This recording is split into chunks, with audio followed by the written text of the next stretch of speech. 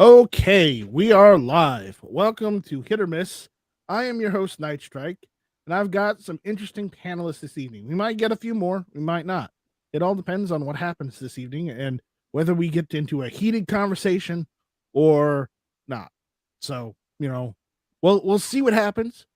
But with that in mind, let's see who showed up on the YouTube side. First up, we got Kingpin saying yo. Second, we got Gunpowder Beauty. We've got Bjorn out there, third.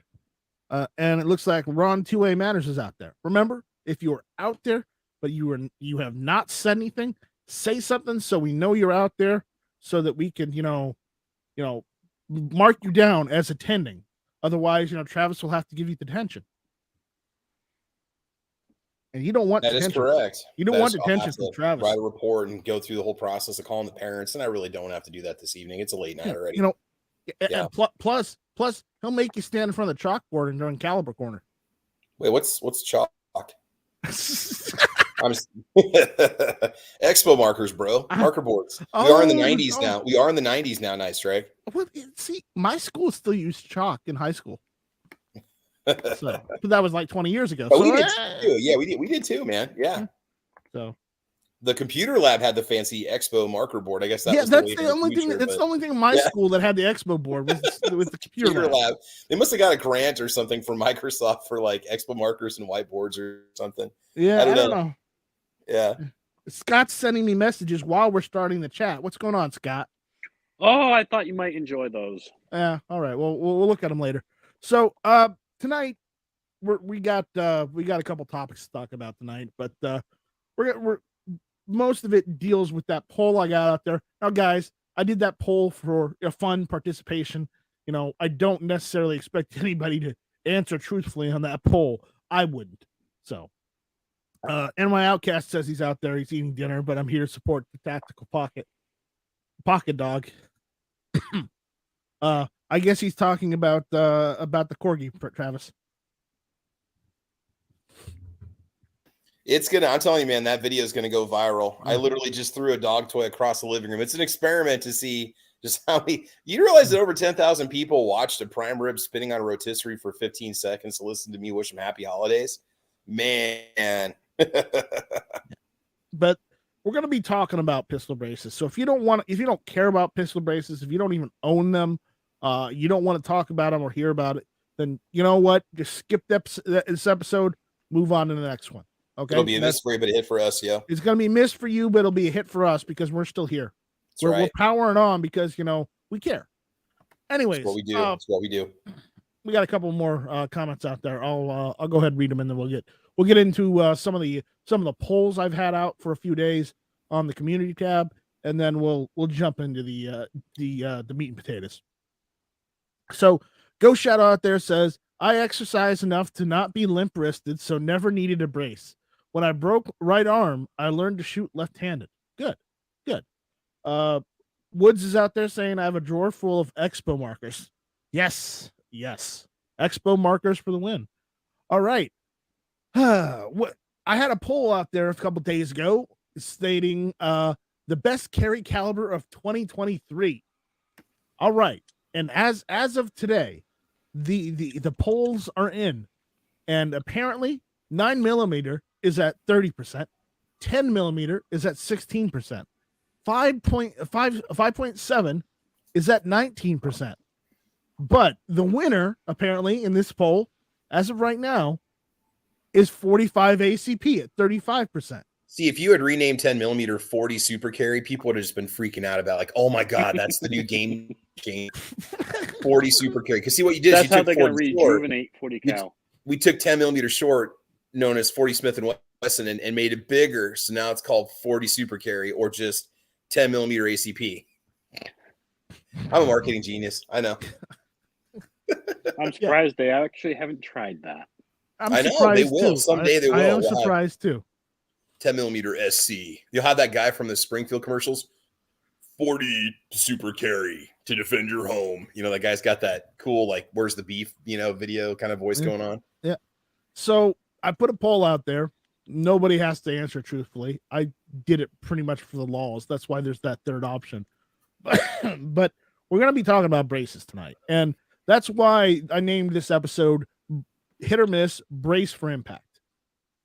Because on Friday, the 13th, January 2023, the ATF decided to drop their pistol brace ruling, which I don't remember. Travis, remind me again.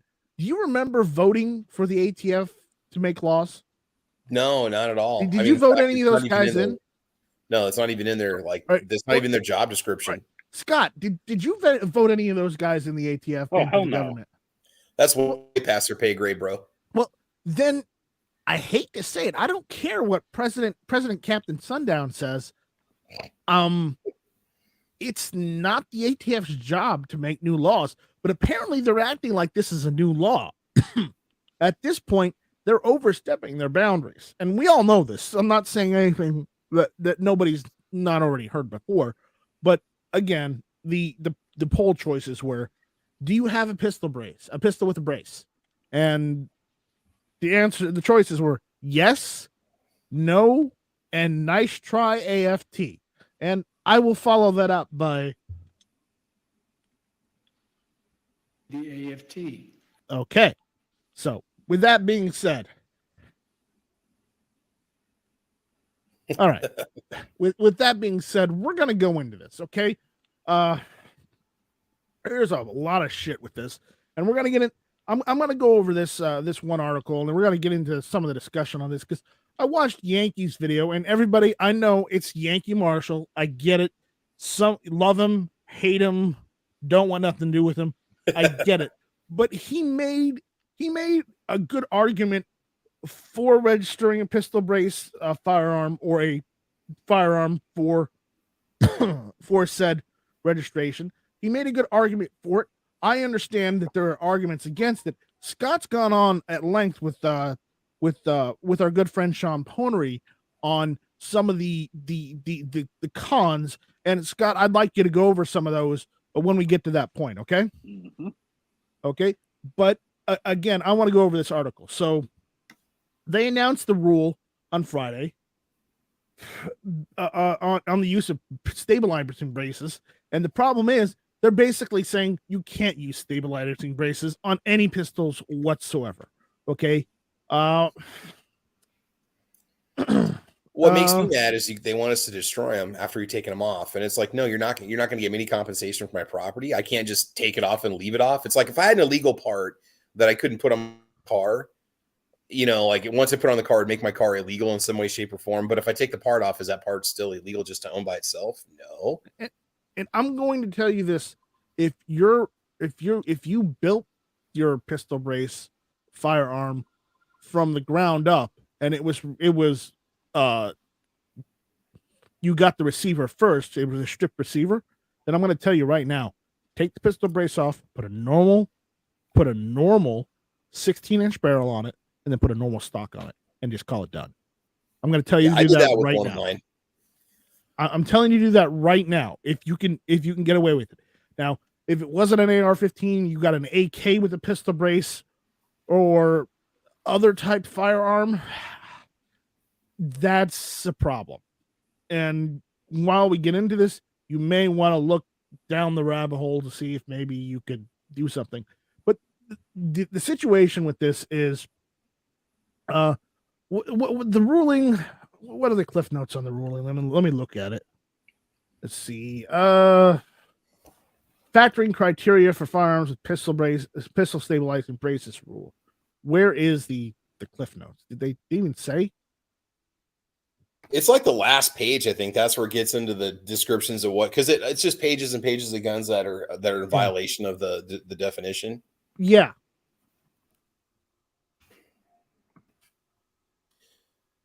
So, I mean, essentially just says if you have a firearm with a barrel less than 16 inches, and then it might get into some of the length of pull. Now, here is the problem. The proposed criteria and worksheet does not apply to firearms commonly referred to as pistol grip shotguns, as they were never designed to be held and fired using one hand. Like the Mossberg Shockwave and the Remington TAC 14. Those are the two. Those are the ones that are exempt. but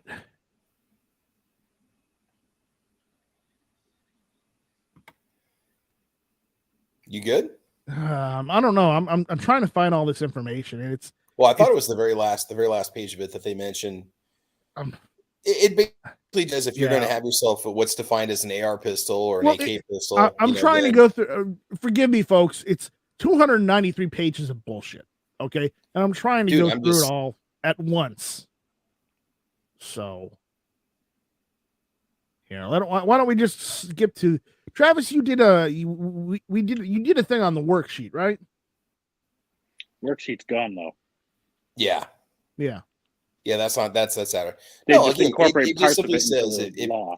if your Not receiver was registered as a pistol and you got the barrel less than 16 inches, if it's a pinned and welded 14.5 inch, that's fine. But if it's less than 16, then basically you can't have a pistol brace on it. But what gets confusing for me is it says, you've got to take it off and then make the gun so it can't have the brace attached to it. So does that mean remove the buffer tube and put a pistol buffer tube on it? Does it mean, what exactly do they mean by that? I can't just take it off and leave it off.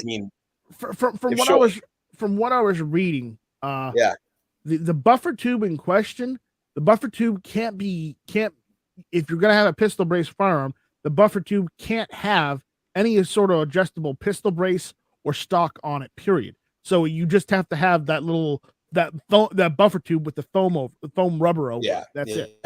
Yeah.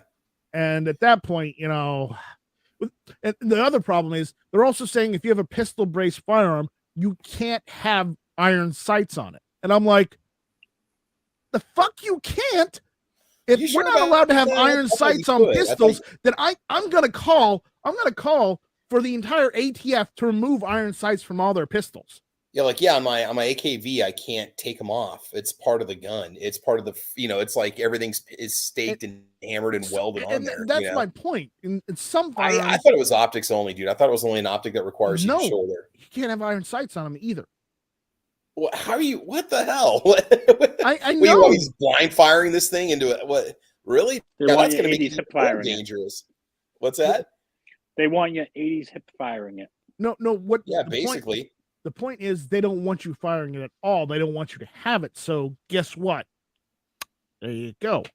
Let's see. Final rule. All right, that's where it is. We're gonna go to that. What page is that? I hate this. Actually, you know what? Why don't I just put this in another tab and we can just go over this together? Because this is some bullshit. I will absolutely is.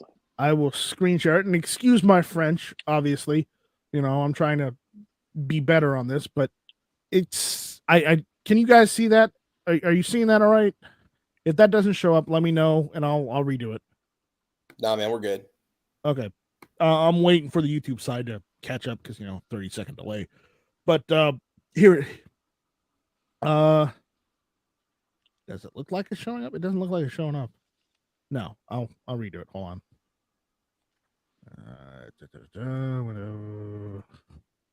There.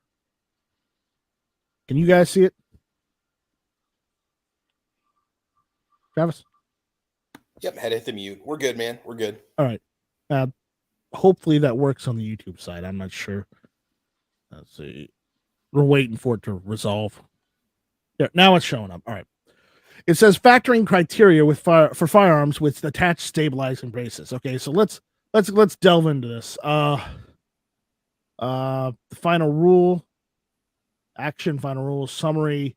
Department of Justice is amending the regulations of the AFT to clarify when a rifle is designed, made, and intended to be fired from the shoulder, specifically under the Gun Control Act of 1968 and NFA of 34. The definition of rifle shall include a weapon that is equipped with an accessory component or other rearward attachment, stabilizing brace, that provides surface area that allows the weapon to be fired from the shoulder, provided other factors as described in this preamble and in the amended regulations indicate that the weapon is designed, made, and intended to be fired from the shoulder. Dates effective, the rules effective, insert date of publication, Federal Register, yada, yada, yada. more or less from Friday, they said 120 days. So, yeah. Real quick, there's something I do want to say about Yankee Marshall's video because I did watch it. People also need to understand that he did mention in the video that he's got 3 other SPRs that were, registered. So to him, it's just a free tax stamp. To him, it is, Yeah, and he doesn't care because they already know what he has. I mean, he could care less, and he's not. I mean, I can't say I blame him. If you've already done a suppressor, they already have you on file. If they already know what we have anyway. In the end, I mean, I know we say you shouldn't register it and whatnot, but I'm not saying I'm going to give in on that. But I will say this: if I'm in a situation with my AKV where I have to register it because of the iron sights or because of some way where I can't change the configuration of it, I can't legally sell it. I don't know what I'm going to do. I'm just going to sit on it and hope I don't ever get caught. I mean, there's videos out there of me shooting it, Right. So what do I do if I can't, I mean, I am tempted. I've always been tempted to SBR it anyway, because I'd love to put a stock on it in a vertical foregrip and just have fun with it. I know, you can't take it out of state. You can't, it's got to go through a special training process, but I mean, I'm setting up a gun trust anyway, so it doesn't matter. It would go into that. So I mean, it would get passed on to the next generation. So I don't really care. And I'm not saying I'm going to give in to the government at all. I mean, we don't even know how this thing's going to turn out. We don't know if it's going to get shot down. Something else I thought was kind of interesting. On Tim Pool the other night, I was watching him. He had Matt Gaetz on there from Florida, the representative. And Tim had brought that up. They were talking about the pistol brace ban.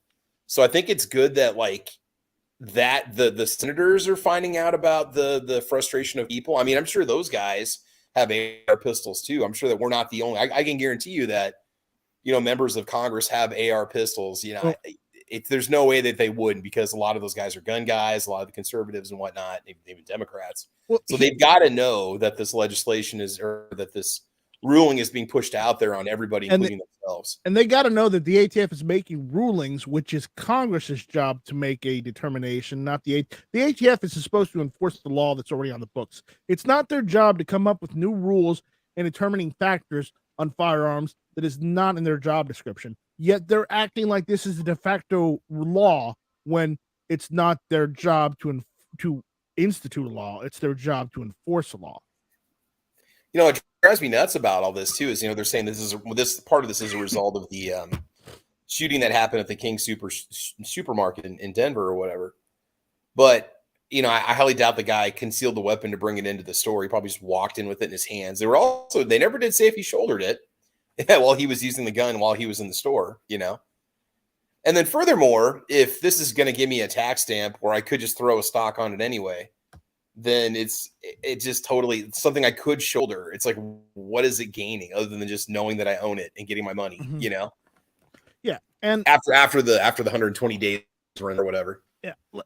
Travis, have you looked through this document? Can you help me find where the definition of the rule is? All right. Final rule. Let me see if I can find. I was pretty sure it was the last page, because that's what I've seen on the. I looked, but the last page didn't say much. Oh, you mean definition of rifle? I just saw it in the yeah, it's gonna go down to section 5. It was in the table of contents there. It said definition of rifle. Trying to find it. Yeah. No. It's sad to think that somebody sat there and typed this whole document out. Oh my god. I would very much like. Here we go. This is section 4. That means I gotta go down further. Yep. Oh my god. God, Another 100 pages. Probably.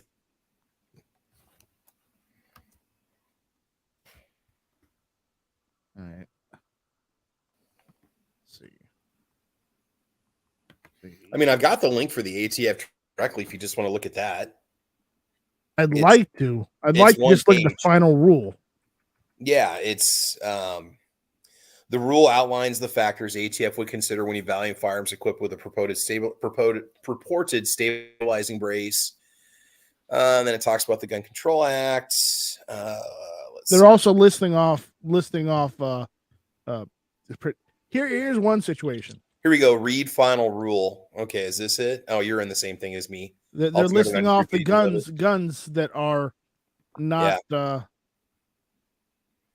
not allowed to be pistols. So,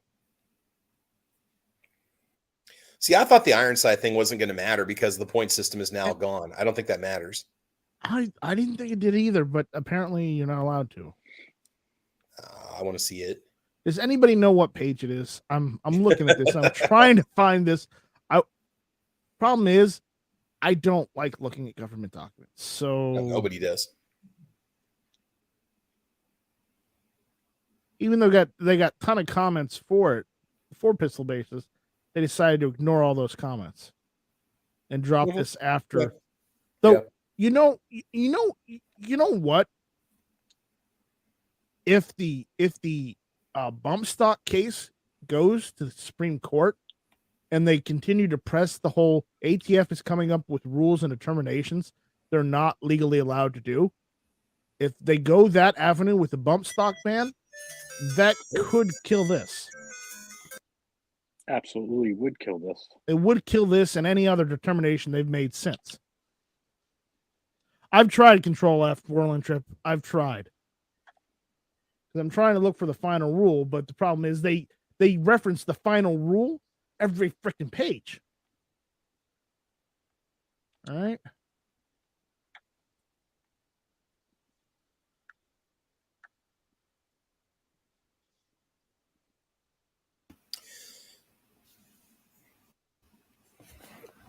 I mean, the problem is that this whole thing is the definition, you know? Oh. Oh, do you want to see definition of pistol? Is that what you're looking for? I'm trying to. There's notice the proposed rulemaking. Okay. I'm trying to get to section 5 is what I'm trying to do. Okay. Eventually I'll get there. Here it is. Final rule. 268. Jesus Christ. Hold on, I gotta say it in Espanol. Jesus Cristo. Jesus Cristo. Dios mío. Dios mío. I'd go beyond that, but I don't want to. There could be young ears listening. You never know. Oh, ay caramba. There we go. All right, that's the Spanish portion of this evening. All right, definition of rifle. The rule provides an amendment to the definition of rifle in 478.11 and 479.11. In issuing this final rule, ATF, you don't have the legal authority to issue rules or regulations. Your authority is to enforce laws already on the books. The department has. I'm sure there's going to be tons of lawsuits, which will fall upon deaf ears, and anyways. The department has revised the proposed regulatory text in the MPRM to account for comments received. The rule does not adopt the worksheet 4999 as proposed in the MPRM, so the worksheet is out.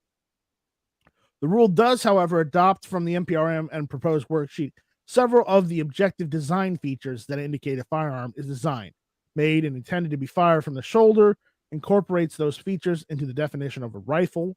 The final regulatory text for the definition of rifle reflects the best interpretation of the relevant statutory provisions. It's not your job to interpretate. It's your job to enforce law. You should be going after criminals that have gun charges and, taking those guns away from criminals instead of taking guns away from the law-abiding public. But I digress. All previous ATF classifications involving stabilizing brace attachments for firearms are superseded as of insert date of publication in the Federal Register. So I'm guessing Friday the 13th. No, they haven't published it yet in the register. Okay, they haven't published it yet, so 120 days from now, I guess. From whenever it gets published. Yeah. As such, they are no longer valid or authoritative and cannot be relied upon. However, firearms with such attachments may be submitted to the ATF for reclassification. The final rules amended definition of rifle clarifies the term designed, redesigned, made or remade, and intended to be fired from the shoulder, includes a weapon that is equipped with an accessory, component, or other rearward attachment, example of a stabilizing brace, that provides surface area that allows the weapon to be fired from the shoulder, provided that other factors as listed in the rule indicate that the weapon is designed, made, and intended to be fired from the shoulder. These other factors are, and here's what we're looking for: whether the weapon has a weight or length consistent with the weight or length of similarly designed rifles. Okay. Whether the weapon has a length or pull measured from the center of the trigger to the center of the shoulder stock or other rearward accessory, component, or attachment, including an adjustable or telescoping attachment with the ability to lock into various positions along a buffer tube, receiver extension, or other attachment method that is consistent with similarly designed rifles. 3. Whether the weapon is equipped with sights or a scope with eye relief that require the weapon to be fired from the shoulder in order to be used as designed. Well, I take issue with this because pistols these days, handguns, are being made to accept RMR red dots now. Okay, so I have issue because who are you to say that I can't use a red dot on a pistol? It's not your legal authority to say what I can put on and off my gun. And you have no right to tell people they can't have this on their firearm. Yeah, if they're defining it as a pistol and pistols are legally able to have RMR cuts and have optics on the top, then I don't see why it should matter. Why this is I don't see why this is an issue. You just my wanted to AR press your pistols, point. you define it. Yeah. Well, see, with the sights, I don't think the iron sights would matter because they're talking about requiring eye relief to be fired from the shoulder. So, like, in other words, in order to look through that magnified optic, you'd have to be within like 3 inches of the back of the optic in order to use it. So iron sights aren't going to qualify for it. I mean, even a red dot, you could argue, would not require eye relief to be shoulder in order to be used. You could hold the red dot out at a distance, like a scout scope, practically. And you could use the red dot and still see the red dot through it because it doesn't have any kind of magnification to it. So I think your iron sights are going to be okay because they don't require eye relief to be shouldered to be used. So you can hold the gun outright like you do a pistol, and you can still use those iron sights. I think those are going to be okay. Yeah, but not if you have a pistol brace on it. That's the problem.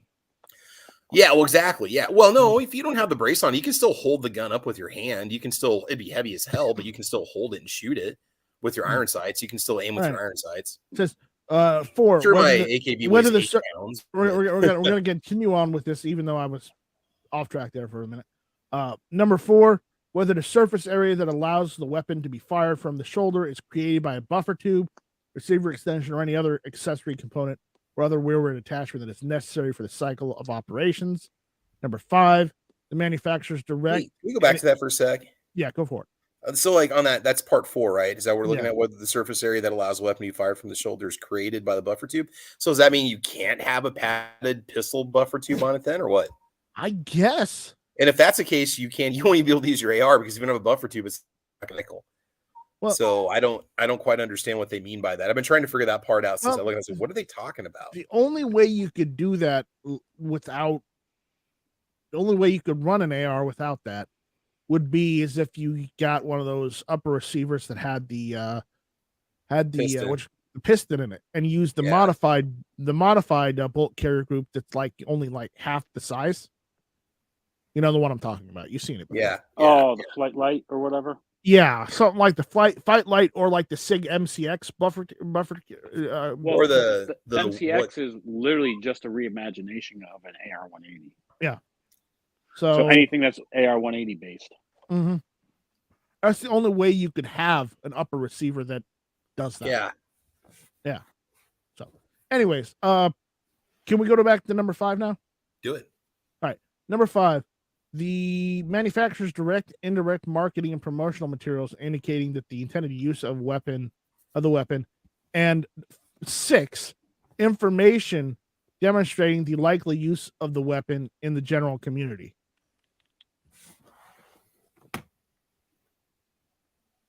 But they've also released the list of guns that aren't allowed. Well, that's as they are configured. If you take off the brace and take off the buffer tube, it doesn't matter.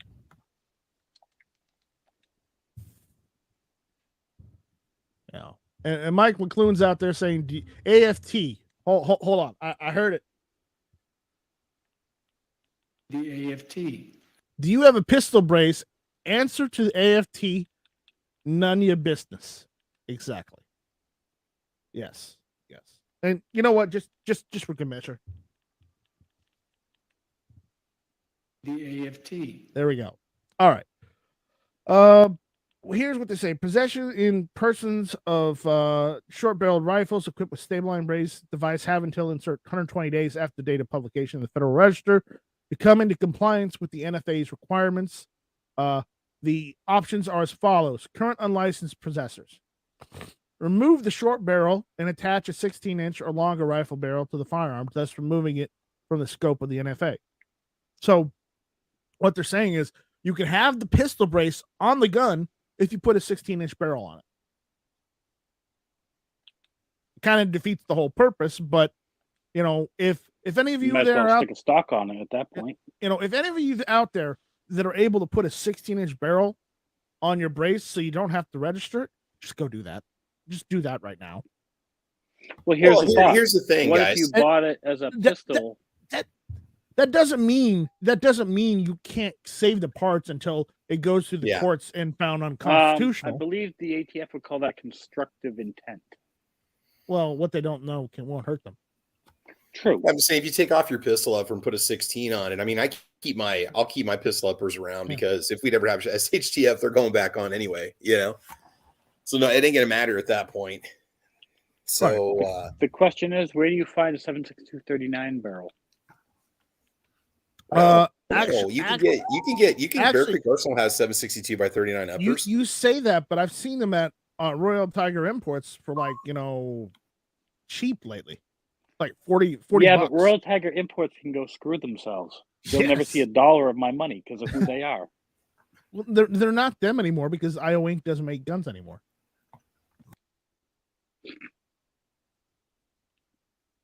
Anyways, there you go. Yeah, no, man against the masses. You're exactly right. They're going to try that next. Yeah, but submit through the e-forms an application to make and register a firearm. The AFT Form 1 by 120 days. The possessor may adopt the markings of the firearm for purposes of the e-form if the firearm is marked in accordance with 27 CFR 47892 and 479102. The firearm does not have the markings under 27 CFR 47892, 479102. Then the individual must mark the firearm as required. Proof of submission of the e-form 1 should be maintained by all possessors. I think isn't what they're talking about, like a serial number you have to have etched onto it by a gunsmith or something? Yeah, if it doesn't have a serial number. I mean, if it does have a serial number, okay. No, I thought you had to have something like laser etched or etched into the SBR only when you're SBR. registering it as the manufacturer. Yes. Okay, I got you. Yeah. But again, we're not lawyers, so don't take our advice for legal advice. Yeah, we don't even know what we're doing up here. We're only throwing out constructive ideas of what to do. We're not telling you to go ahead and do it per se, other than, if you don't want a pistol brace, put a 16-inch barrel on. That's a no-brainer because they're even saying that at the beginning. If you don't want to register it, just put a 16-inch barrel on. And if you have an AR, that's possible to do. I mean, or an AR style pistol, that's easy to do. Just swap the upper out. Just do that. But again, it defeats the whole purpose of having an SBR at that point, or even having a brace on the gun. And at that point, take the brace off and put a normal stock on it and be done with it. And then you have a normal 16-inch rifle. And, there you go. Anyways, what are they saying? Proof of submission to E-Form 1 be maintained by all possessors. To transfer an effective firearm to another individual after the date this rule is published, it must be registered in the NFRTR. The individual must submit and receive approval on an application for tax paid transfer and registration of firearm. Excuse me. ATF Form 4. Otherwise, the transfer is a violation of the NFA. Oh, great. Wonderful. 3. Permanently remove and dispose of or alter the stabilizing brace such that it cannot be reattached, therefore removing the weapon from regulation as a firearm under the NFA. The department recognized that the removal of a stabilizing brace from a firearm that was originally received as a short-barreled rifle results in the production of a weapon made from a rifle, as defined by the NFA. However, the department, in its enforcement discretion, will allow persons to reconfigure the firearm to a pistol by 120 days from now, and will not require the registration of these firearms as a weapon made from a rifle. I don't know how that works. Here's number 4, which I'm not a lawyer, but I heavily recommend you don't do this one. Okay. Turn your firearm or your rifle or pistol, firearm into your local ATF office. Okay. Take the hit on that, $400 to $2,000 pistol braced firearm into the ATF and then lose all that money and the firearm because you turned it in. Go ahead and do that. I'm going to tell you not to do that. Do whatever you can to keep the firearm without having to register it, is what I'm going to tell you. Because that's legally what I can. On my AKV, since the buffer tube is just there, just as a brace holder, essentially, I'll be taking off the rear trunnion cap that has the attachment on it for the buffer tube, and then also the pistol brace will be coming off of it until this stuff changes, so then I can put it all back on there if I need to. You might have to put a plate on the back of it where you cannot remove it easily, or put a stock on it easily or something. No, you won't. You wouldn't be able to. I mean, you have to take off the grip. You have to take off a few parts to actually even get that little rear trunnion off. I have to cut the castle nut staking on it in order to get the castle nut unscrewed from it too. Yeah. No, Warsaw's out there saying, turn your firearm into your local ATF office. You just prosecuted yourself. Exactly. Well, no, not if you turn it in with 120 you can legally days. give up a firearm without any penalties. No, don't ever expect the ATF to honor that. Well, if it's within the 120 days, you have the time. After the 120, then who knows?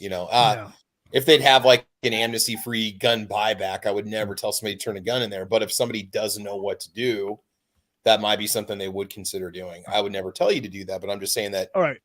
And I'm going to tell you right now, don't do this recommendation from the ATF. Okay, don't. Number 5, destroy the firearm. ATF will publish information regarding proper destruction on its website. No. I feel the need to yell, shout out being infringed. Because no, you're not going to destroy a firearm you paid a lot of money for.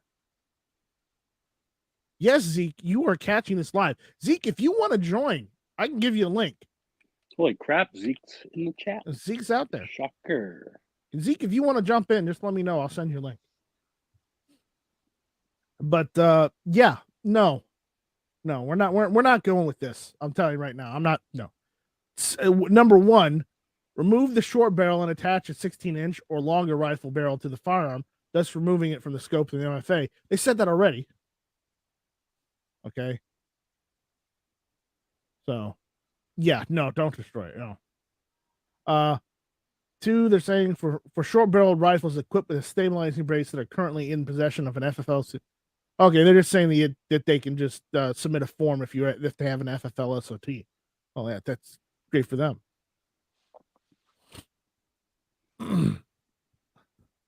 Hold up. Get down. Taking cover fire. We got a super chat out there from Ghost Shadow saying, can you take a tax write-off on destroyed guns? Unfortunately, the answer is no. You cannot. I've looked it up. How many boating accidents there would be? There's going to be a lot of boating accidents. I'll tell you that right now.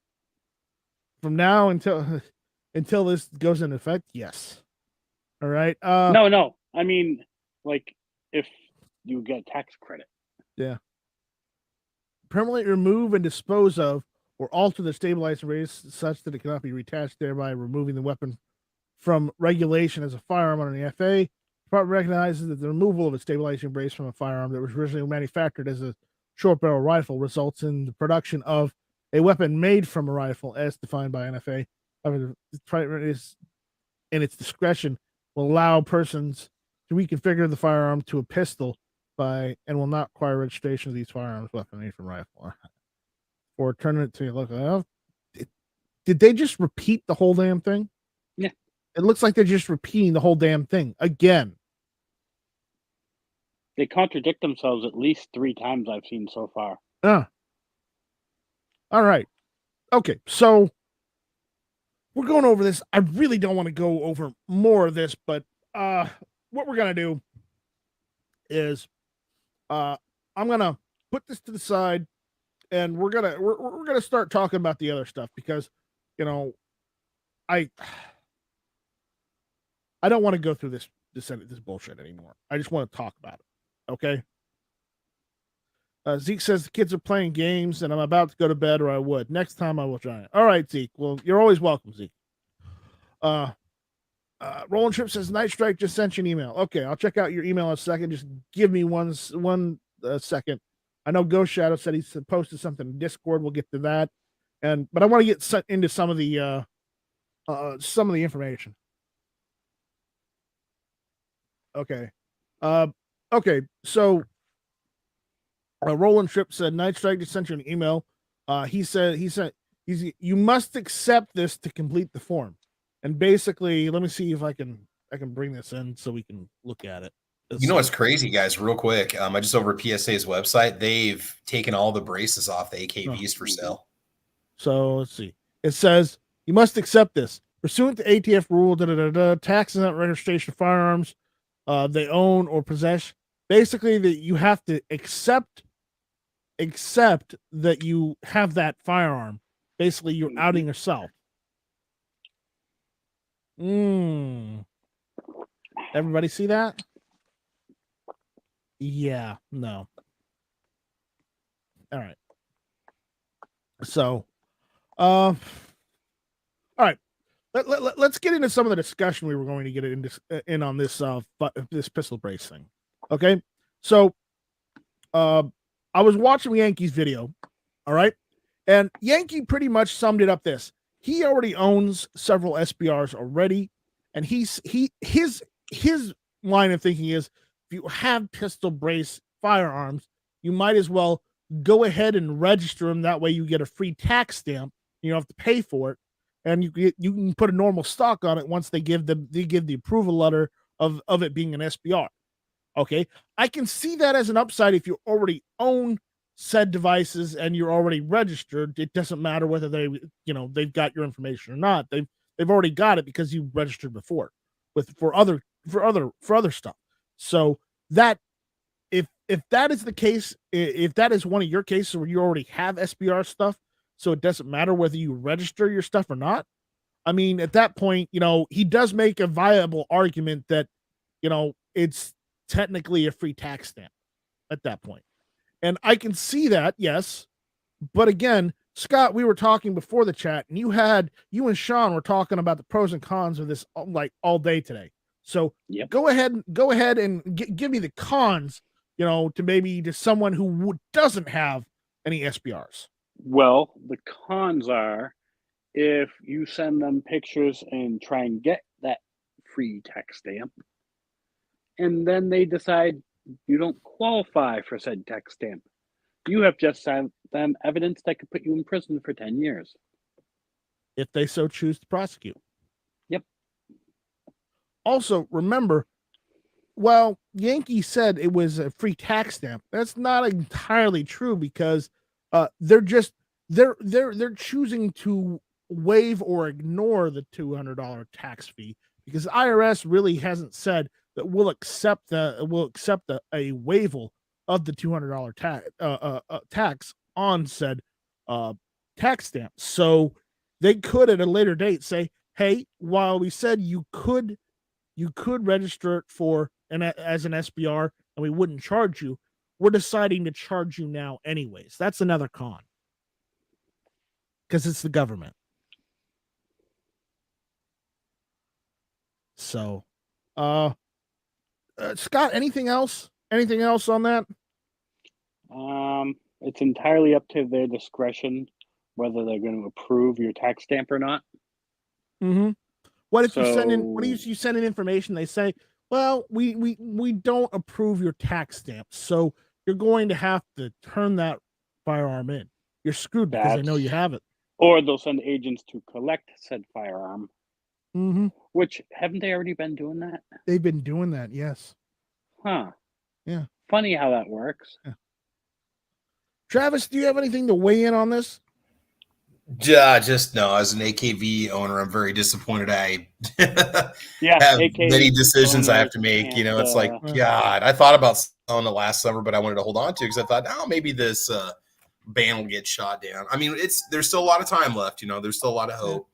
Well, like I said, luckily I can modify it so that my other pistols have already got rifle uppers on them. So I've got 16-inch uppers on them, but I've got my shorter uppers around because they're not illegal to have because they're legally purchased. There's nothing against that. I am lucky that I never actually went ahead and followed through with finishing that pistol build that I was working on for my AR. Well, if you got the air pistols, it's not a big deal because you can just slap a larger upper on it if you're that worried about it, whatever, you have that option. But if you're an AK person, it's going to be like, well, you're pretty much now? screwed. You're pretty much screwed unless you got someone they can put a new barrel on, right? Well, and those of us that are YouTubers, showing that stuff off in videos when you're already they know you have them or had access to one, so they'll come knocking on your door eventually. Yeah. Oh yeah. All right, I'm gonna end the poll now. Apparently, let me end the poll on the YouTube side. All right. All right. The numbers are in. Do you have a pistol with a brace? At 60%. Nice try, AFT. No, at 33%. And 6% decided to go ahead and tell us the truth anyways and said yes. Yeah. Those are probably like the broom handle Mauser owners out there. The 5 or 6 guys that have like the Lugers with the the pre whatever, they're grandfathered in because of the stocks on them and stuff. Zeke Shoots out there says Illinois is pretty well boned for a while. SBR is the least of anyone's worries at this point, which we're not gonna get into the third article in the email, Travis. We're only gonna get into this next one because we don't have enough time. All right, man. But as of let's just see, as of January 13th, because that's when this was posted, overwhelming hashtag resistance. 80+ sheriffs tell Illinois Governor Pritzker they won't enforce his gun control law. Okay, they said they noted that over 30 Illinois sheriffs had publicly told Illinois Governor Pritzker that they refused to enforce the new gun ban and registration bill. So he gleefully signed into law. The effort reached critical mass as by the end of the day, with 90 sheriffs, states attorneys, and county boards communicating the same message. Suddenly, what J.B. Pritzker might have thought would be a pillar of possible presidential campaign announcement has morphed into a political embarrassment. Far from being a statesman or effective executive destined for national office, Pritzker suddenly looks weak and impotent in the face of widespread resistance from county sheriffs of both parties. Apparently, even some of the Democrats are pissed off about this. No. But Zeke points out a truth out there. Illinois State Police is going to be enforcing it, so the Clio is going to be circumvented. Yeah, it might be. It might be. Ooh. Yeah. I'm looking at an image right now. I'm trying to see if it shows what. Okay. Here, let me. It's on Facebook. I'm trying to get the image. Let's see. Here, all right. Let's try and screen share this so everybody can see it.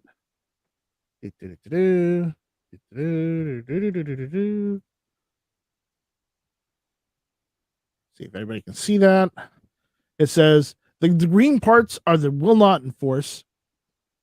The yellow parts are supports to a statement. The red parts are intends to enforce. And the purple parts are supports to a statement without 5471 mention. And I'm going to have to redo that on the YouTube side. So give me a second so you can see it properly. So I'm going to say there. Can you see that? I'm waiting for the YouTube. Travis, do you see this? Yep, just popped up. We're good. Yeah. All right. So I'm waiting on the YouTube side. Hopefully it shows up. I don't know. 30 seconds. It was kind of funny, real quick. There was a picture that I saw. Who was it that just banned 30-round magazines recently? Was it Washington or something? And it was Illinois. Was it Illinois? Okay, they had an Illinois gun shop. Huh? Illinois, they pretty much banned Banned Did you see everything. the They picture? where banned everything.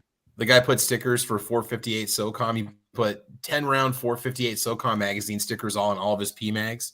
It's not It's wrong. like, well, I mean, if you decide to do if you're something gonna else take with away as many bullets as I can have, I'm just gonna go with bigger bullets. Yeah, no kidding, right?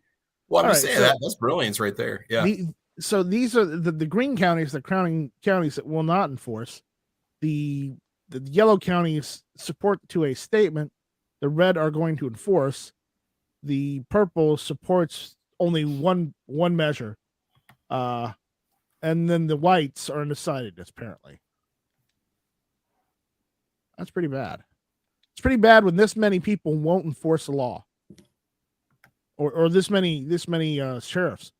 Now, remember, folks, if you live in a city, your chief of police is instated by the mayor in your city. Okay. Now, folks, remember the sheriff of your county is appointed by the people in an election. So you elect your sheriff. Just remember that for good measure. All right. So we're done with this. We're gonna go back to the article. Yeah. Apparently Ghost Shadow says Illinois also banned paper cartridges for muzzle loaders. Yeah. That's they're trying to make it so you can't own firearms. Zeke says 5471 is the bill name. Illinois just did. Okay. All right, good. Zeke says, I know for a fact that Mercer County and Rock Island counties are going to enforce it. Okay. They 100% will. I know them. Okay. Well, Zeke, we're not arguing with you. We're just going off what the article says. And if the article is wrong, then, maybe you need to tell him, hey, your article's wrong. Now, I'm just going off what I see. Okay. Many of these sheriffs have the full support of their local state attorneys and county boards as well. There's an image saying joint statement on passage of House Bill 5471. Basically says it's a statement to Mason County saying they're not going to enforce it. So there you go. Let's see. Beginning next year, a gun owner's failure to provide the state police with the serial numbers for style rifles they own prior to January 2024 will be a Class A misdemeanor, punishable by up to 364 days in prison. The degree of charges could increase based on the number of unregistered guns. That's kind of funny because there's felonies that you'll serve less time for. Yeah. Yeah. If you even serve time. Yeah. 2 or more prohibited guns would be a Class 3 felony, 3 to 5 years in prison. So that's nice. And when gun owners find out just how many guns are actually covered by this thing, including virtually all semi-auto shotguns, think clay shooters, even Illinois' most ardent FUDs may see the light. Yeah, apparently FUDs are pissed off at this bill too because they're going after everything. As stated before, even paper cartridges for muzzle loaders.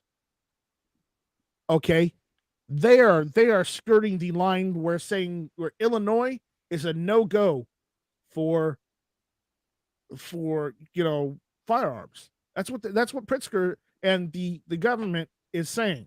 You don't have that right to it anymore in Illinois, which it may go to the Supreme Court on that.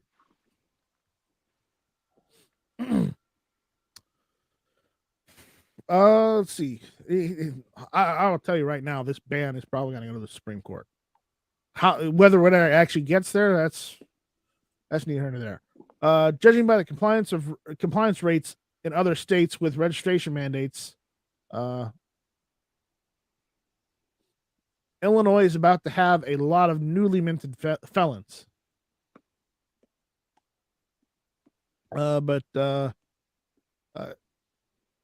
Katechuk contended it would be impossible for local sheriffs to know who in their county owns assault weapons if those owners didn't voluntarily comply with the law, suggesting it would be ridiculous to go door to door to find out.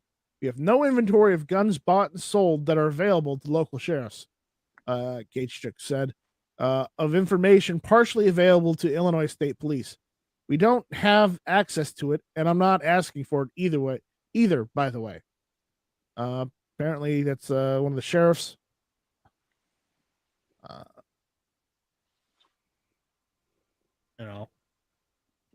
Some of the sheriffs are saying they're going to enforce it. And it's like, wow. Warsaw says there's going to be a court hearing about this next week. Zeke is being a realist out there. He's not being a pessimist because he says I'm not trying to sound like a pessimist, but we aren't exactly swimming in assault weapons bans being overturned. No, we are not, sadly. So I really don't want to go through the rest of this article, but the rest of it just goes on about the registration and they're saying this. Pritzker's response to all the pushback has been to threaten consequences. In a statement by Pritzker's office called the messages political grandstanding at its worst, and said that the sheriffs and departments that refuse to enforce the ban are in violation of their oath of office. So are you, buddy, to uphold and defend the Constitution of not only the state of Illinois, the Constitution of the United States of America. By the way, the right of the people to keep and bear arms shall not be infringed. Look up the word infringed, Governor Pritzker, please. The assault weapons ban is the law of Illinois. The General Assembly passed the bill, and the governor signed it into law to protect children in schools. No, you didn't. Worshipers at church, no. And families at parades from the fear of sudden mass murder. No. Well, most state and federal constitution have a little provision that states if the government knowingly passes a unconstitutional law, it's null and void. This one has to be null and void because it literally takes everything away from the American people. Yeah, it absolutely infringes upon the it takes Second Amendment, everything the 14th away Amendment, from the American people, and a couple others. And he goes on. He goes on to say that what is it? Political grandstanding. The assault weapons ban is the law of Illinois. Sudden fear of sudden mass murder. A spokesman said sheriffs have a constitutional duty to uphold the laws of the state, not pick and choose which laws they support and when. No. Anybody who doesn't comply, there are consequences for that, he said. You don't get to choose which laws you comply with in the state of Illinois. The state police is responsible for enforcement, as are all law enforcement all across the state. They will, in fact, do their job, or they won't be in their job. You don't get to choose which laws you comply with in the state of Illinois, Pritzker said. That's rich for a guy who routinely ignores federal immigration laws. Well, all the sheriffs have to say is it's within our very wide discretion to make it the lowest freaking priority it possibly can be. And on top of that, I'm going to So go F yourself.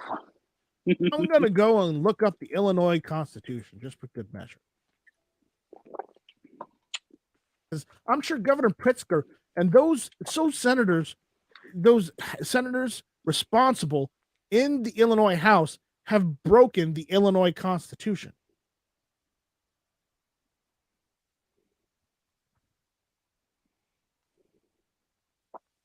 Right to arms, Section 22 of the Illinois State Constitution. Subject only to police power, the right of the individual citizen to keep and bear arms. Oh, imagine that. Shall not be infringed. And I'm sorry, but this ban, which bans literally everything under the fucking sun, is an infringement.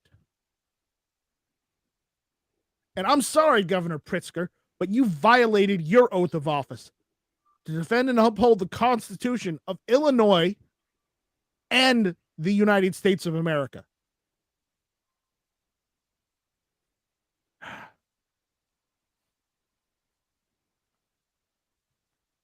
So that's all I'm going to go on about this. And I'm sorry, guys. If you're in Illinois, I am really sorry. If there's anything I can do to help, email me, message me on Discord. You got my phone number, text message me. Let me know what I can do to help you guys, because this shit shouldn't stand. I'm not sitting down for this shit. So, and apparently, in at the last minute, we've got a wild and elusive roll call hiding out in the bushes. Yeah, waiting for the ambush. Waiting for the ambush. So what's going on, roll call? So today, I was listening on the news on the way home. For the sheriffs that are saying that they're not going to enforce this law, now they're being told that council members are talking removal of sheriffs if they don't abide by this law. They can't. Well, They're an elected official. I They're know an it's elected official. Well, they're not supposed to. They're in not that supposed. case, They're not supposed to institute a assault weapons ban either. no, they're not supposed to. Well, couldn't they effectively use that assault weapons ban to remove the governor and say anybody who voted for that bill? Yeah. Yeah, I don't know. I mean, I hate to say this, people of Illinois, get out there and get rid of those people. Yeah, they had a bunch of council people on the radio today saying that they disagree with, I forgot which sheriff it was, about a statement about the assault weapons ban, and that they want him to change it. They want him to change his statement and play along with this. And he's like, he didn't respond to their thing, but they're actively trying to figure a way out how to get rid of these people that don't want to enforce it. And then they said if they don't enforce it, then they'll just use the state police. So, I mean, guess those sheriffs might put their jobs on the line to do it. And, you know, a law is a law at this point. It's law. There's no getting around it. So if they don't want to enforce it, they could just arrest the sheriffs. That's all they have to do. So, I mean, there's a thin line in the sand here for these people. No, and no. What are you going to do? Are you going to stand with your local sheriff that's not going to institute this law, this ban on assault rifles? I'm doing quotation marks. Or, you know, how's this going to pan out? Because, you know, elected officials, if they're arrested for felonies, can't hold office.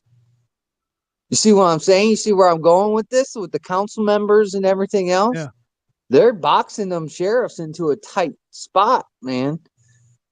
And what would happen from there? I mean, I don't live there, but still. The real question is, how many people from Illinois tried to buy a gun from you today? None. I sold them to Indiana residents. Okay, good. I got another question. Yeah.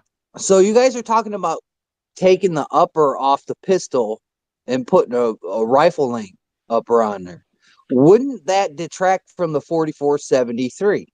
So like if like what Scott's saying, if you send them a picture and they're like, well, we're not going to give you the tax stamp, and we're going to come collect it, and you had taken the pistol upper off and put a rifle barrel on there, wouldn't that detract from the 4473 and you'd be modifying a gun?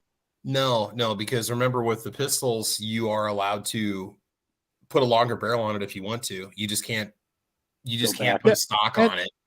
It's remember because you can't go from rifle to pistol, but you can go from pistol to a rifle upper. But you can't go back.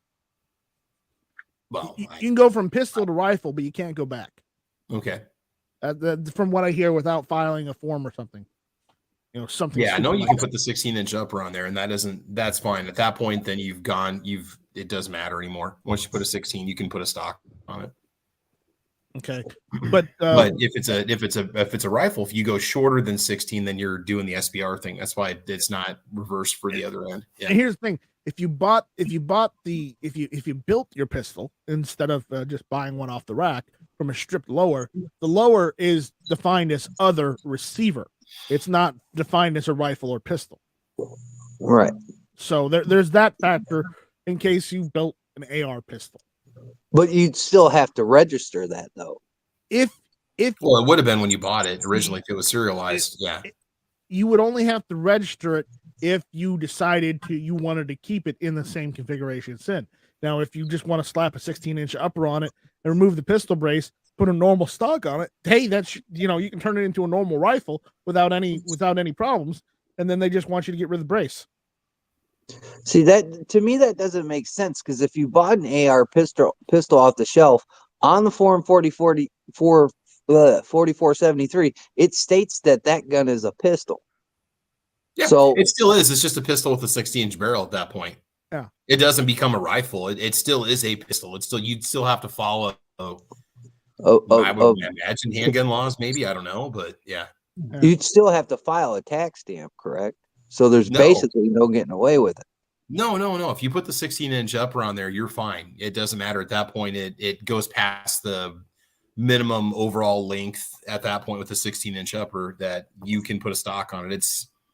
You're basically running it as a rifle, but it's still registered as a pistol. It still was originally registered as a pistol. You're just putting a longer barrel on it. And they don't care about that. No, you're fine with that. You're fine. As long as it's a 16-inch barrel upper, you're fine. No, you can. Yeah, that's right, one of the options that you have. I think if you go into the options, when they talk about the options you can have for it, it tells you. Get down. We got a super chat out there from Ghost Shadow saying, if it started as a pistol, you can go to a rifle and back to a pistol. If it starts as a rifle, it has to stay a rifle or SBR. Or SBR. It cannot go into a pistol. Okay, so that's how it goes.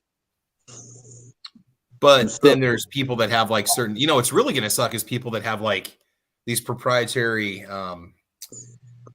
braces on their guns, or they've got like a weird contraption on the back that you just can't easily remove. I look at some of these ones that have like fold around mechanisms, or like the Honey Badger, or, some of those where you've got those loops with the little shafts that go through them for the collapsible brace. I mean, some of that stuff's really going to suck. Like with my AKV, all I have to do is just take off the rear buffer tube and it's done. It's no longer, then I got to figure out what to do with the braces, if I do anything with the braces at all. But unfortunately, then you can't just put a stock on it, because now it's not unless easy someone to change SBR an AK barrel. Yeah, unless someone, I could put a stock on it if I decide to SBR it or tax stamp it or whatever, but I don't know if I'll do that. I've been tempted to do that anyway, because it'd be a fun gun to run it with a vertical foregrip and a stock on it. They could look kind of badass, like the gun it's based off of. But yeah, and they do make some AKVs that have 16-inch barrels on them. They do make carbine versions of them too. Yeah, those things are about as hard to find as diamonds. Oh yeah. Well, all that stuff was available, but people are snagging them up like crazy now. What bothers me is the whole you have to destroy the brace part of it. That's what really bothers me. Yeah, it bothers me too. Because if it's not, like I said, if it's not on there, then it's no longer fitting that definition of an SBR. If that, what difference? And they're not giving me any compensation for my property, but they're telling me to destroy it. Well, like the bump stocks, like the bump stocks. How many bump stocks did you see getting destroyed by a company because they were illegal and the ATF said they'd prosecute them and they didn't destroy them? But remember, though, the bump stocks got reclassified as machine guns, right? Technically. Yeah, but the problem is the ATF doesn't have the authority to reclassify. They don't have the authority to make a rule or definition of a rule. They only have the authority to enforce the law as written on the books. It is Congress's job to legislate and make the rulings on said devices. Yeah. Not the ATF's. But the ATF is doing it because, executive order says it's okay. Executive order cannot make the laws either. Has anybody been arrested and prosecuted with a bump stock and they've won because there's no law that says you can't have them? I mean, have they been officially formally banned? They were, right? Didn't Trump sign off on that? He's signing an executive order, but that's the problem. So does that mean that it can be enforced that you can be arrested for having one because it's considered an like executive order is not a law? Okay, so then it didn't really do anything at all. It just basically kind of got them out of the supply chain. It got the companies shut down more or less because people wouldn't buy them. Mm-hmm. Yeah. So if you have a pistol brace, you have to destroy it. Yeah. More or less, you have to take You it just off. can't hang on to it. No, you can't just take it off. It says you have to alter the gun so that the brace can't be attached, and then you also have to dispose of or destroy the brace. That's what it says in that's what your option is in the ruling. Yeah. So that $200 brace you bought is, whatever you decide to do with it, if you do anything at all. Huh. That's pretty crazy, isn't it? No compensation, no grandfathering in for those of us that bought them before a certain point, No. Well, see, I think their grandfathering, as I do quotation marks, is a free tax stamp. Yeah. Exactly. That's their grandfathering, which is total BS to begin with. Well, Most problem people's is guns were worth way more than $200. Yeah, the ATF has the discretion to whether to accept the tax stamp or deny it. So that it's a slippery slope. Do you if you don't have any SBRs, do you register? Do you try and register your pistol into an SBR and take the chance of them denying it, or do you do it and hope they accept it? And that's the problem. Well, another question. So say you SBR it, do you have to keep the pistol brace on it, or can you put a stock on it? You can put a stock on it. Well, Yankee said that he brought that up in his video. He said that he would put a stock on it because if it's the brace that makes it into an SBR, if it's a brace that makes it into an SBR because that's considered a stock, then what difference does it make if you put a stock on? He goes, it shouldn't matter at that point.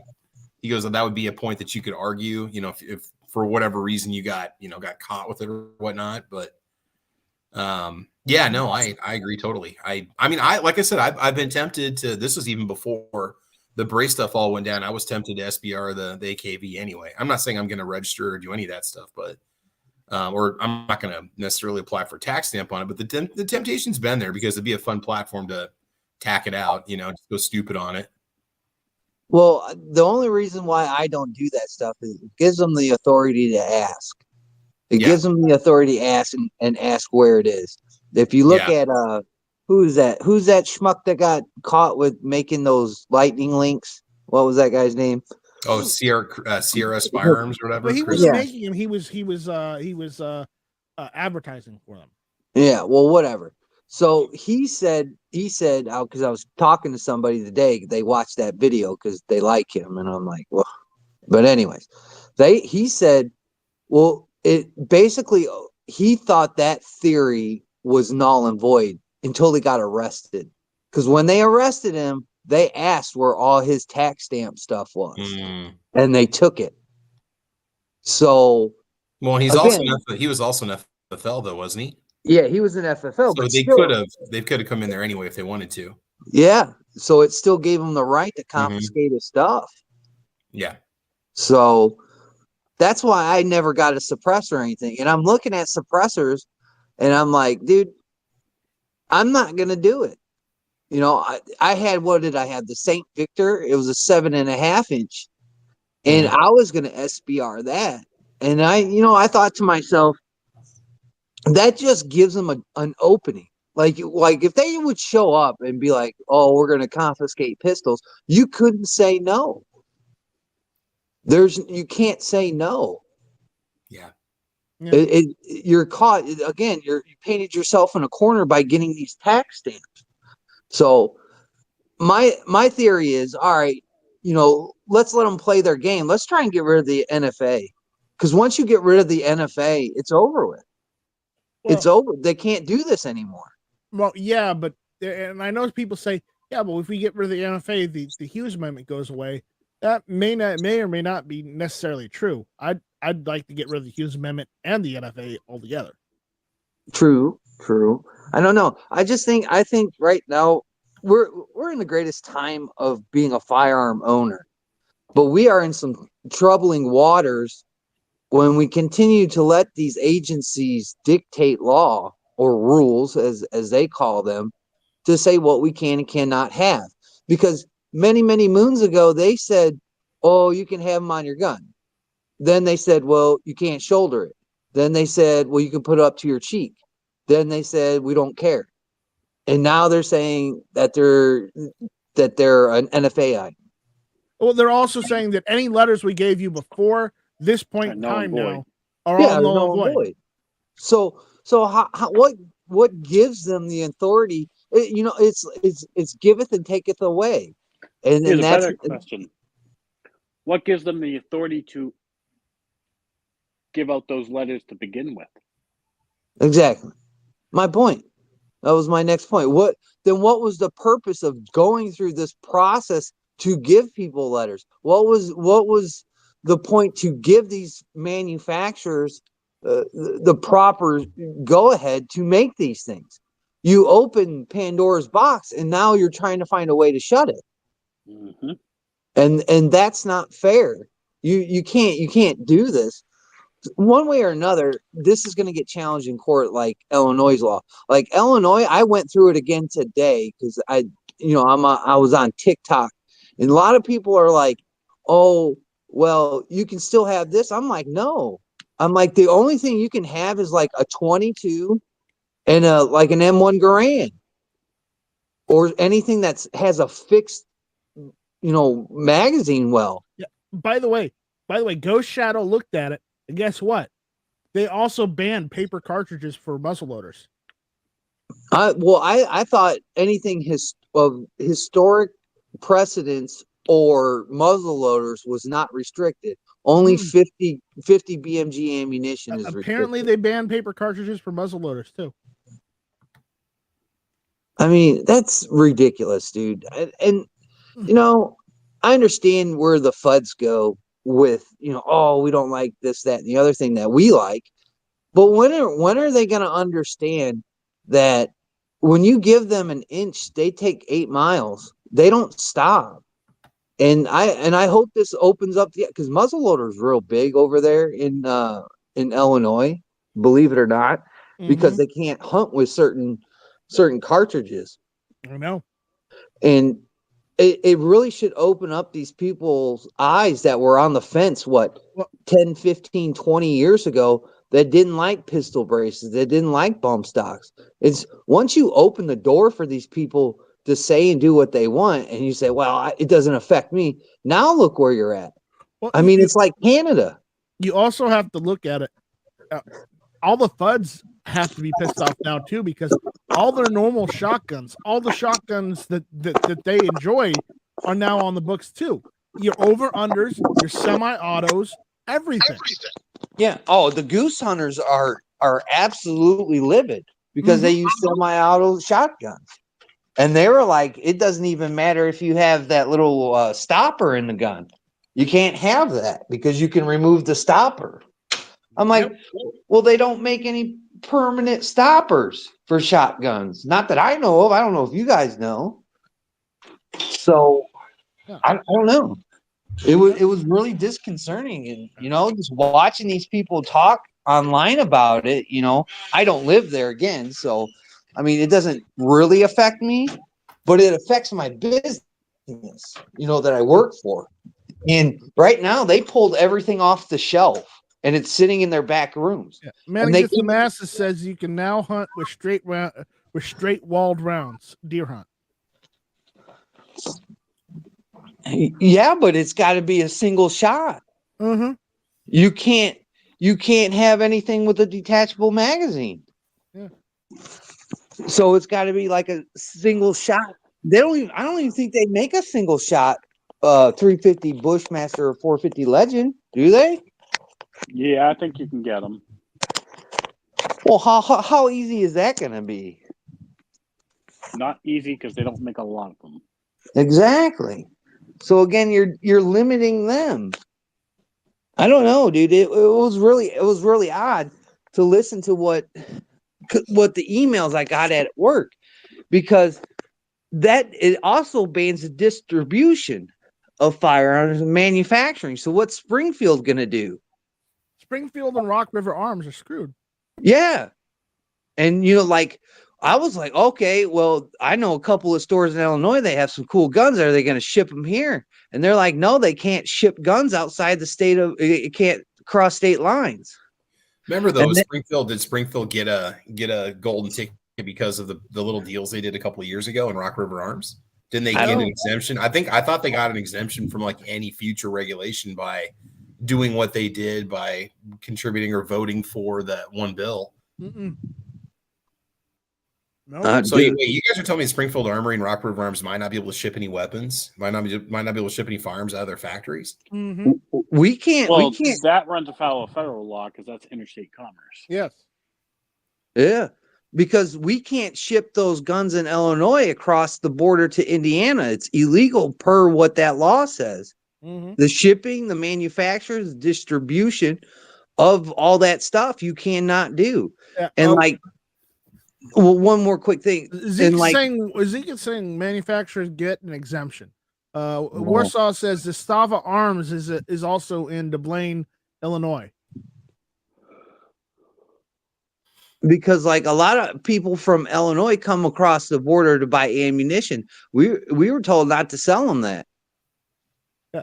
Man Against the Masses says, I believe you can use an AR, but only one round in the chamber and none in the mag. At that point, what's the point of you having one? What's the point of having a mag in it then? Mm-hmm. Well, direct feeding can cause problems with your gun. He says, Zeke is saying, settle someone out of Illinois. You cannot sell to Illinois. Yeah, I'm sure they'd be happy for you to sell them out of state. Okay. Almost like Warsaw corrects himself, saying Des Plaines, Illinois. Okay, I did not Des Plaines, Des Plaines. There we go.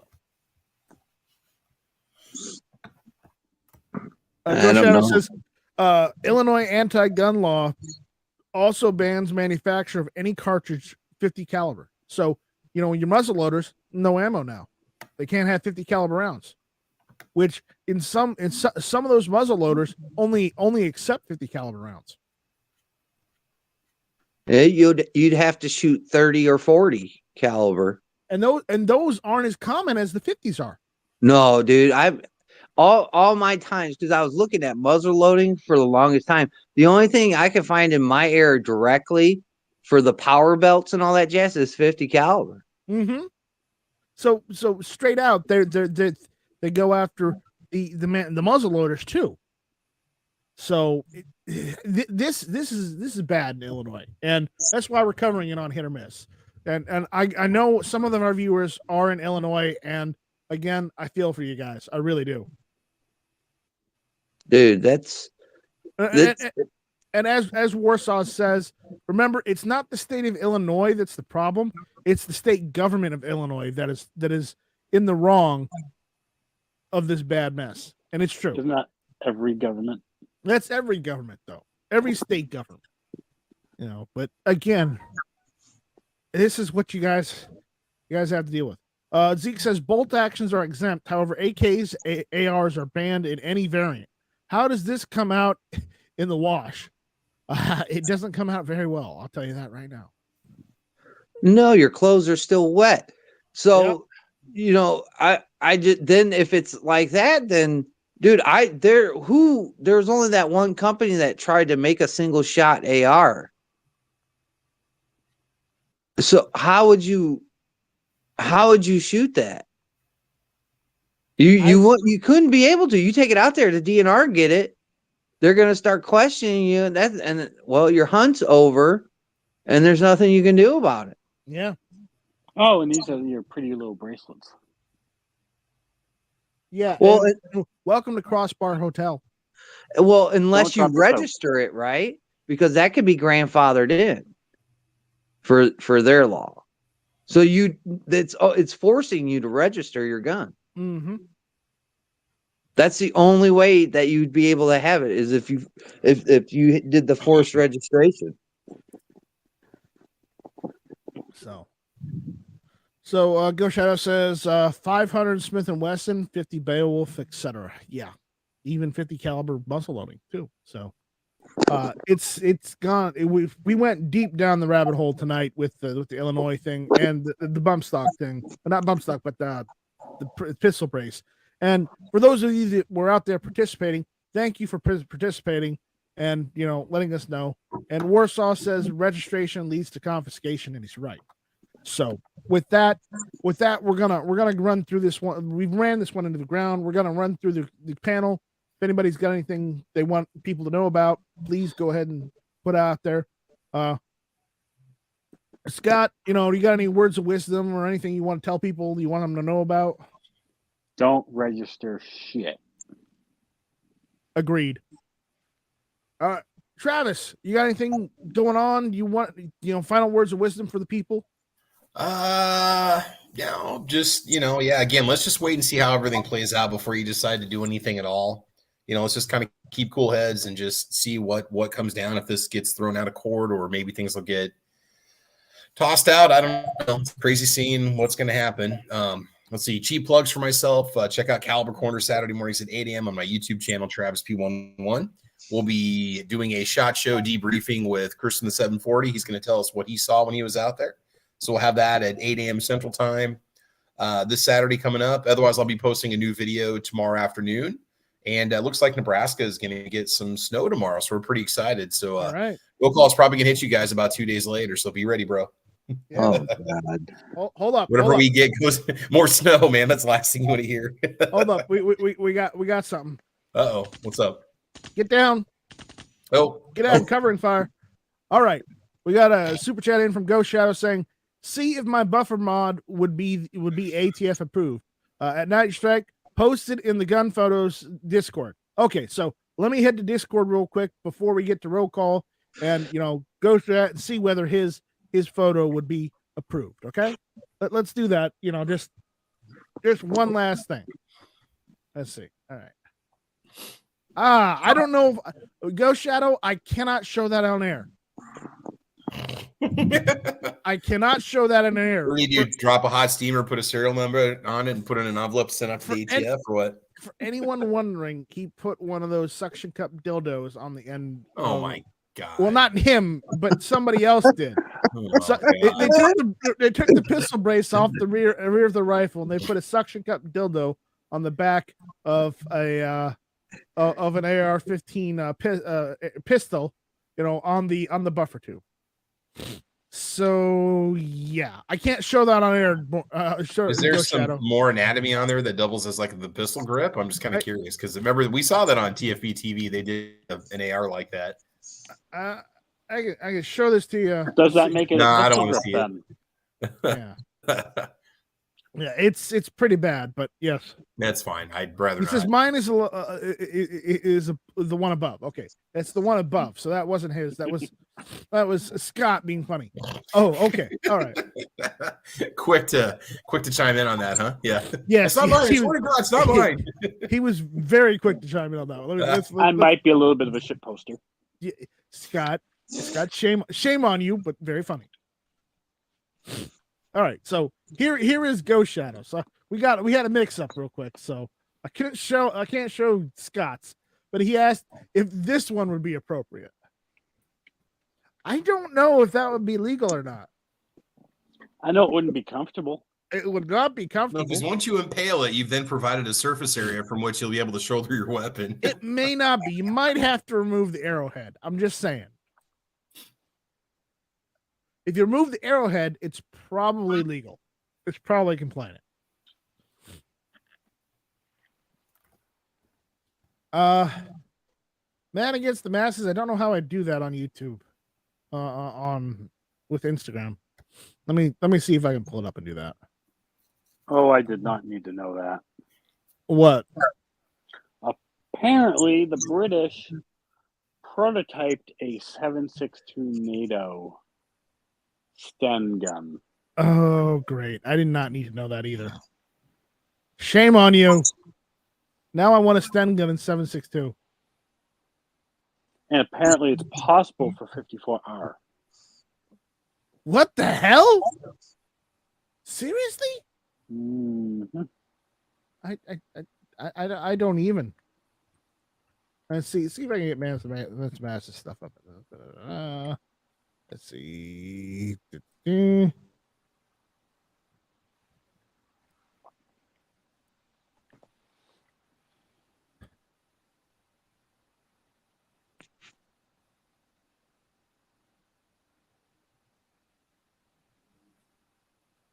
Okay. Yeah. I don't know how I do this. Hold on. Let me see if I can figure this out. All right. Nobody's saying anything. Well, let me see. Share audio. Let's see. Share audio. What are you trying to show? I'm trying to. Okay. So that's what I do. All right. Screen share. Window. Then say share audio. All right, let's see. Let's see that. See if that works. All right. Let's see if that works on the YouTube side. So I'm waiting for it. So hold on. Apparently, we Sure. have to. We're waiting for it on the YouTube side. So give us a few seconds for it to lock down.